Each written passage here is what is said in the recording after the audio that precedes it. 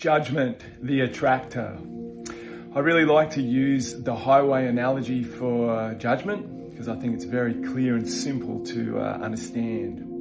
We've all been driving down the highway at a certain point in time of our lives, and we've all probably had an abusive driver come past us, honk their horn, try and overtake us, etc., etc. When that person is honking their horn and they're hurling this abuse maybe, they're creating an energy. Now, the moment that you look at that person and you react or overreact with that same energy, you reciprocate whatever it is that they're hurling at you, you simply take on all that energy of that person. And that person then drives away and you're left there in a huff and a puff, and you've got all of that anger and all that energy that they've just given you basically. And then you drive back home to your partner, your wife, your spouse, whoever it is, and you tell them about that and you keep that energy alive. Now let's look at that same scenario.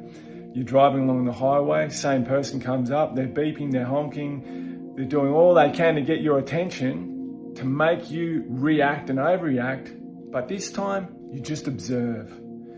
You just watch, you look and think, interesting, move out of the way, and you do not react.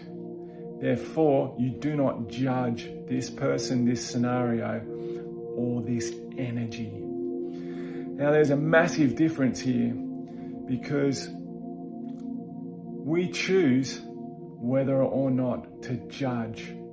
And when we don't judge and we don't react or overreact and we just respond, there is a major difference energetically because we simply do not take on any of these thoughts, feelings, and emotions, and it cannot affect us.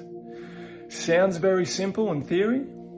However, it takes practice and it takes a real lot of willpower to be self-aware and to catch yourself out before it happens.